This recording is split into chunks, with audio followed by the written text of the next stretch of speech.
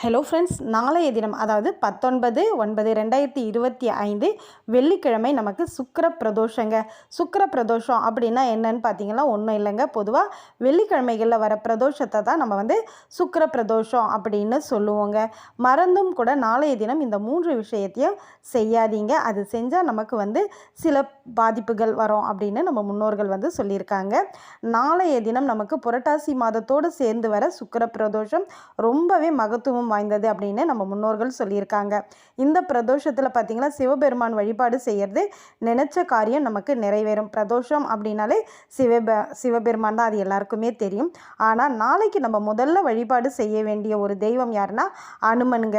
அனுமனை நீங்கள் வழிபாடு செய்யும்பொழுது அனுமன் பார்த்திங்கன்னா சிவபெருமானுடைய அம்சம் அப்படின்னே சொல்லியிருக்காங்க. அதனால் நீங்கள் அனுமனை வழிபாடு செய்யும்போது சிவபெருமானுடைய அருளும் பெருமாளோட அருளும் உங்களுக்கு ஒன்று சேர்ந்து கிடைக்குங்க.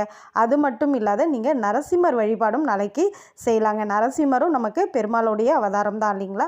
அதனால் நீங்கள் நரசிம்மர் அவதாரத்தையும் வழிபாடு செய்யும்பொழுது கண்டிப்பாக நீங்கள் நினச்ச காரியம் நமக்கு கைக்கூடி வரும். நாளைய தினம் நீங்கள் பார்த்தீங்கன்னா கருப்பு நிற உடையை அணியாதீங்க. ஏன்னா நிறைய பேர், நானே கூட கோவிலுக்கெலாம் போகும்போது பார்த்துருக்கேன், ப்ளவுஸ் எல்லாம் கூட கருப்பு கலரில் வரும், சேரீயில் கூட கருப்பு கலர்லலாம் கலந்து கட்டிட்டு வருவாங்க. ஆனால் அந்த மாதிரி செய்யாதீங்க. நான் இது வரைக்கும் கருப்பு போட்டதில்லை. சின்ன பிள்ளையில் போட்டிருக்கேன், அதுக்கப்புறம் ஆஃப்டர் மேரேஜ் நான் போட்டதில்லை. ஏன்னா என்னுடைய கணவருடைய குலதெய்வத்துக்கு கருப்பு ஆகாதுன்னு சொல்லிட்டு என்கிட்ட எதுவுமே கருப்பான ஒரு பொருளே இருக்காதுன்னு தான் சொல்லுவேன். அதாவது துணிமணியில் சொல்கிறேன் நான். அதனால் கருப்பு அவாய்ட் பண்ணுங்கள். வீட்டில் சண்டை சச்சரவுகள் இல்லாமல் நாளைய தினம் நீங்கள் சிவபெருமானுடைய வழிபாடும் பெருமாள் வழிபாடும் செய்கிறது உங்கள் வீட்டுக்கு சகல சௌபாக்கியத்தும் கொடுக்கும் அப்படின்றது தாங்க இந்த சுக்கிர பிரதோஷத்துடைய தாத்பரியம்.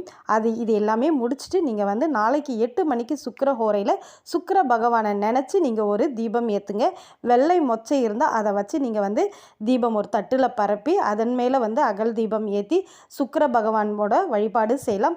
மகாலட்சுமி தாயார்கிட்ட வச்சு அந்த சுக்கிர தீபத்தை நீங்கள் ஏற்றுங்க. சுக்கிர பகவானுடைய மந்திரங்கள் தெரிஞ்சால் கூட நீங்கள் சொல்லலாங்க. அப்படி இல்லைன்னா நம்ம ஃபோன்லேயோ டிவிலேயோ விட்டு காதால் கேட்டால் கூட போதுங்க.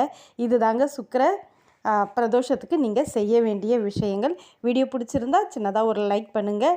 உங்கள் ஃப்ரெண்ட்ஸ் அண்ட் ஃபேமிலிக்கு ஷேர் பண்ணுங்கள். தேங்க்ஸ் ஃபார் வாட்சிங். பாய்.